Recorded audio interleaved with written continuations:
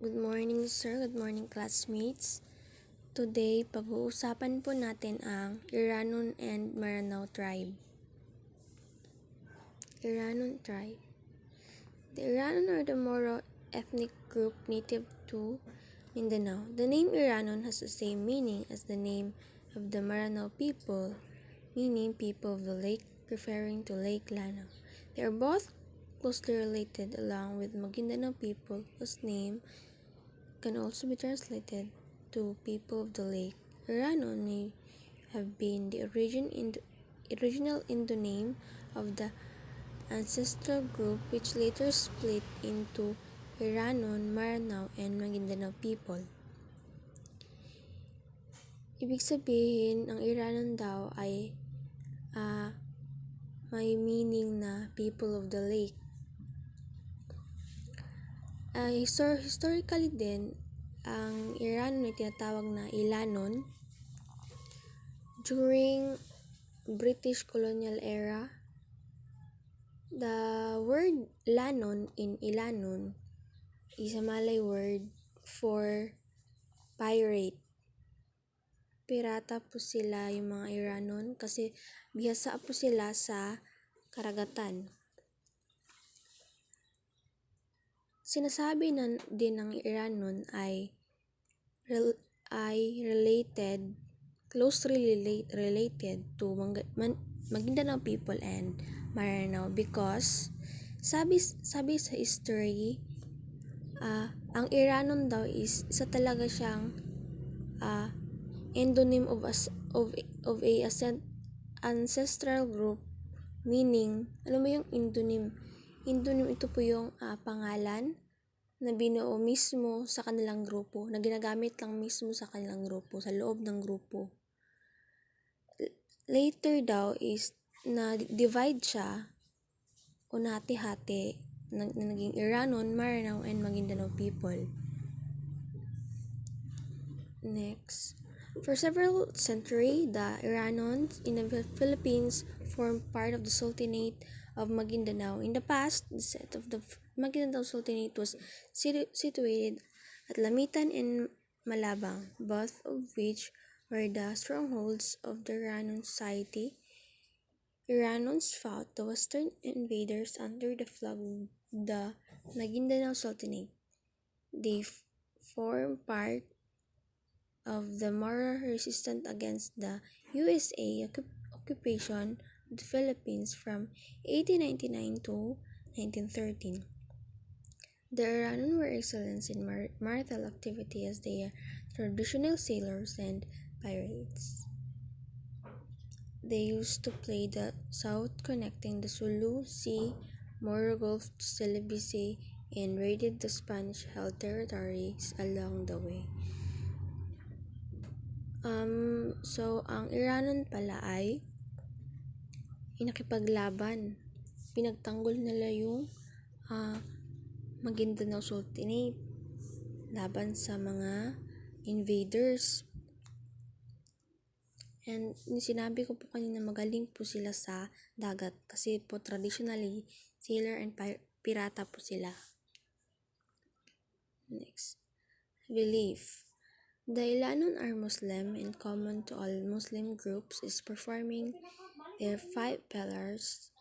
And Ilanon observe these pillars, but they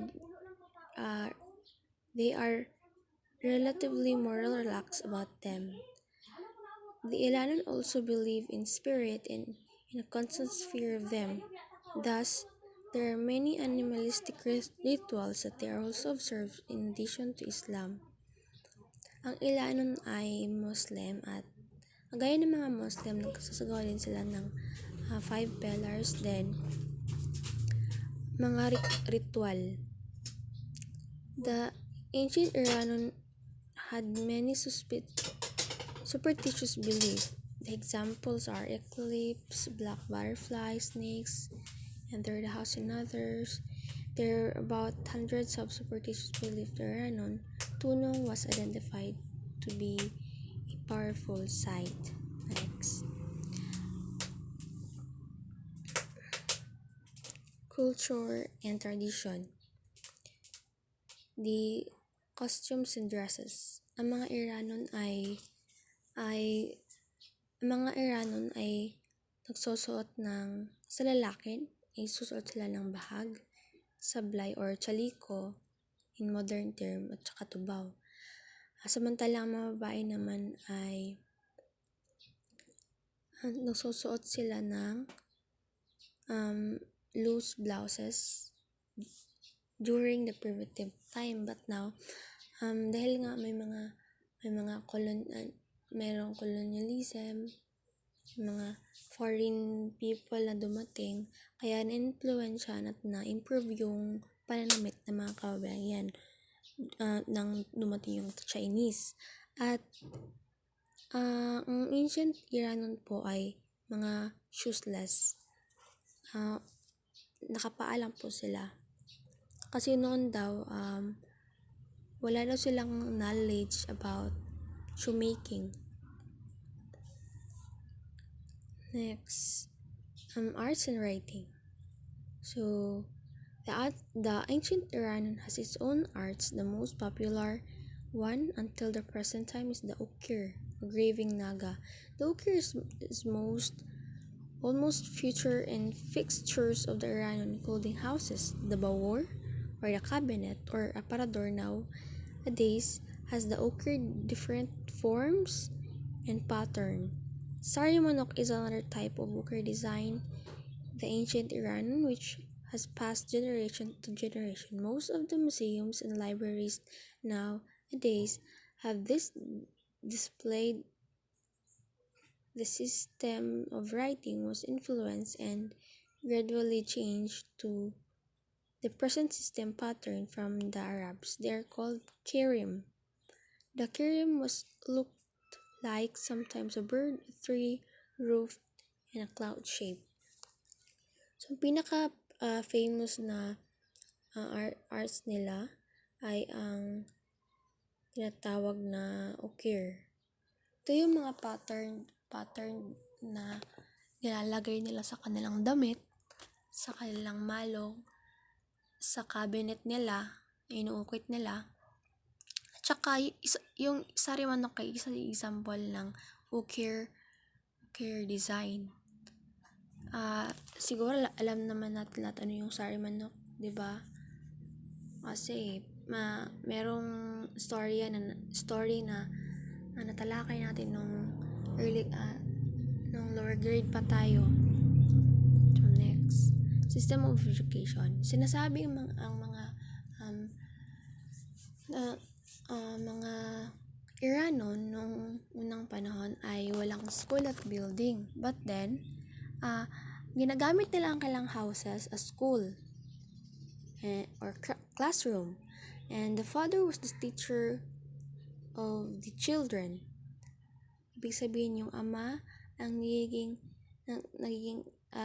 guro at tinuturuan yung mga anak nila on manhood responsibilities and obligations such as farming, hunting, carpentry. At ang pinaka-importante daw na skills na dapat lang ituro sa kanilang mga anak ay ang skills sa pakikipaglaban o warriorship. Sa mga babae naman, ang ina naman ang nagtuturo sa mga skills na dapat lang tunan as a motherhood, responsibilities, obligation, gaya ng cooking, weaving, pananahi, at paglalaban ng damit, tsaka sa trabaho sa kitchen.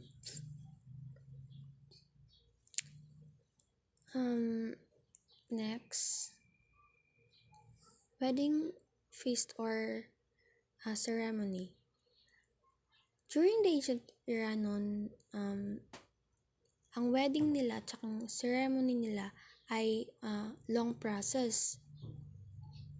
Iranon usually practice maharlika system.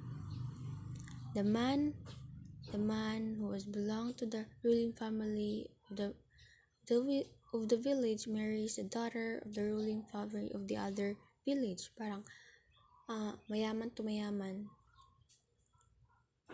Yung prinsesa nila magpapakasal sa kabilang tagabalig, kabilang village na prinsipe.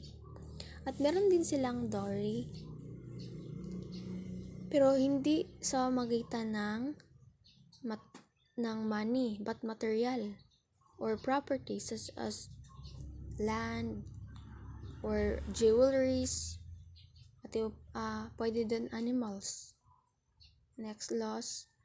Ang law ng Iranian tribe is usually elder or the drafter of the customary law. Meron silang customary at saka yung mga elder na nag-draft ng law, i-present nila sa kanilang mga tagasunod during feast day. In the ancient Iran, Radawan, or Code of Models, was formulated. The Radawan defined and described social, political, family relations, religious and or spiritual and other which would be observed and followed. So yung mga law na ginadraft sa mga elders na part of the council is isahan na siya, parang general na siya, covered na siya yung sa family na law, sa political, sa society, spiritual, na dapat nilang i-obey at i-exercise. So next, properties and inheritance. So merong tatlong class ng Iranun tribe. Una is yung dato. Pangalawa, yung commoner, at saka pangatlo yung slave. So ano ba yung properties o pwedeng makuha ng dato? So ang dato daw is siya yung magmamay-ari ng village. The property would be inherited by the legitimate heirs or including rulership. Yung pwedeng magkuha ng kanyang mga properties o magmana sa kanyang posisyon ay pwedeng kapatid na lalaki. So, next naman is yung commoner o kadakilan. Magkakaroon sila ng properties due to tax kasi sila yung nagko-collect ng tax. And last is oripin or slave. Cannot possess properties because they were the properties of the dato. So, ibig sabihin, hindi sila pwedeng magkaroon ng properties kasi sila mismo ay properties ng dato. Next. Sorry po, sakit po sa tutunulan. So, next, population. So, they found in the province of Maguindanao in municipalities of Lulingi, which have 15,175 population, Parang 8,045, Matanog 5,595, and Barara 5,650. That is according to year 1980. And the area about Polvoc Harbor and Ilana Bay east of Zamboanga and traditionally to the foothills of the highlands with population over 149,686 based on the year 1994. So, Maranao people. History. The Muslim Maranao, the largest non-Christian ethnic group in the Philippines, have lived around Lake Lanao in western Mindanao since at least 13th century, having separated from kindred coastal people at that time. Some Maranao maintained relationship with this Ilanon, joining them in slave herding in the Philippines and Indonesian archipelagos. Legends, however, located Maranao regions in Bembaran, a kingdom that sunk to the bottom of the sea because it rejected Islam. Sarip kabungsuan of Johor in Malaysia converted the neighboring Maguindanao. His descendant went to Lana region and married with descendant of refugees from Barara. So di ba sinabi, yung Maranao is related siya sa Iranun or Ilanun. Sila na yung largest non-ethnic group dito sa Pilipinas. At nakatira sila sa Lake Lanao. They are called people of the lake.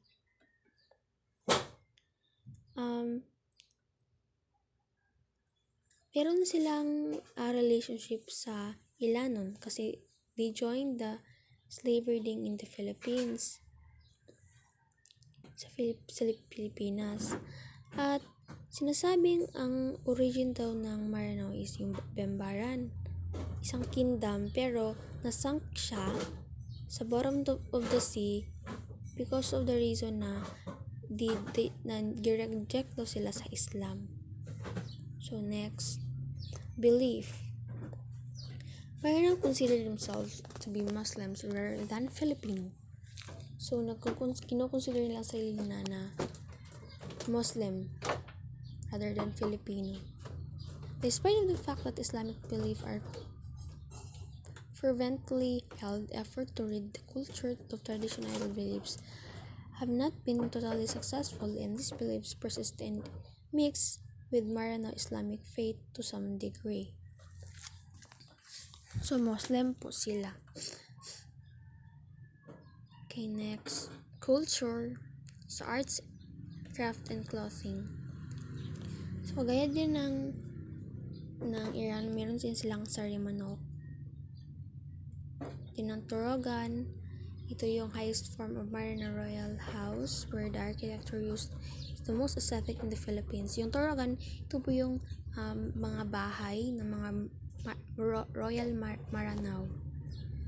Yung Darangin naman na UNESCO Intangible Cultural Heritage. Then yung Kirim, yung na-mention ko na rin po kanina doon sa Iranun, Kirim, prehistoric handwriting. Ito po yung handwriting na ginagamit nila. Based from Arabic letters with 19 consonant and 7 vowels. Ukir, meron din silang ukir. Yung mga pattern. Next, meron silang malong, tube skirt, versatile article of clothing which serves many purposes. Ceremonial. Ang ceremonial apparel for dato, ang male title holder consists of an embroidered coat and long, tight-fitting pants, a tubao, a matching silk cloth, and a dagger which tuck into 12 cm wide, 5 in wide waist sash. A bi or a female title holder wears a long sleeve blouse, often embroidered,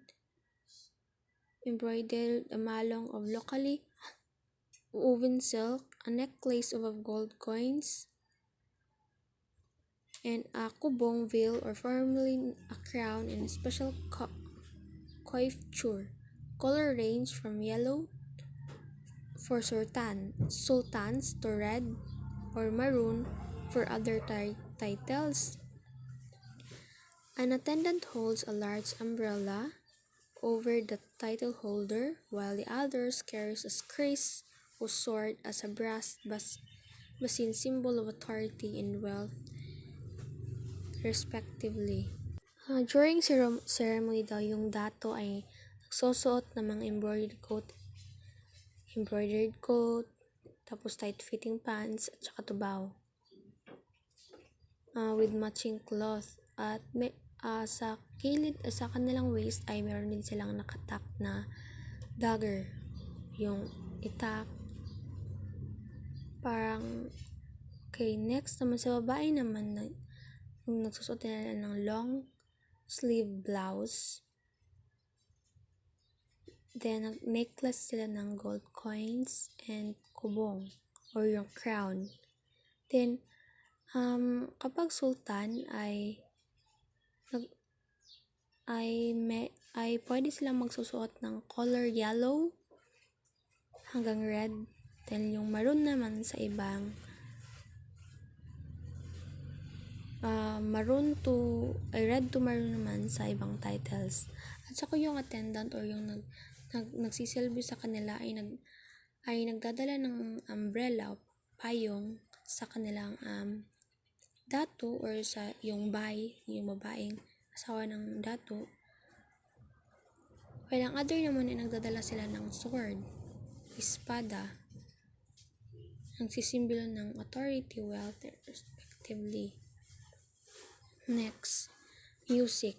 One of the popular dance, ang pinaka-popular po ay yung singkil. Dance, party po siya as folk dance sa Philippines.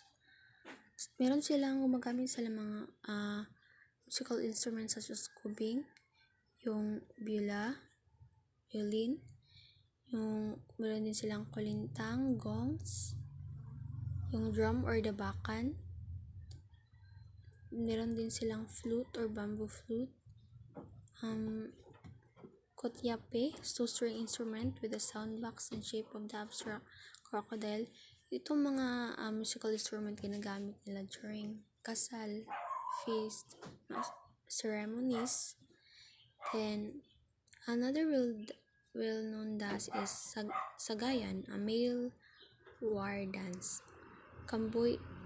Kambayoka are all-night contest in oratorical singing held as part of celebration of high-status people. Ito yung contest na kantagod na ginaganap during celebration sa mga high-status people, yung mga dato.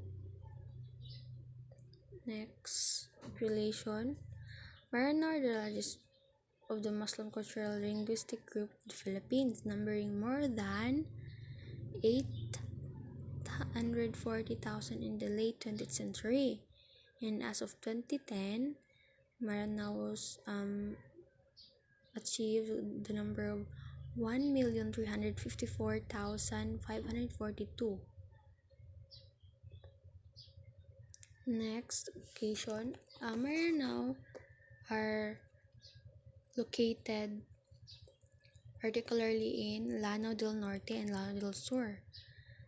Matatagpuan din sila sa North, Central, and sa Marawi. Thank you for listening.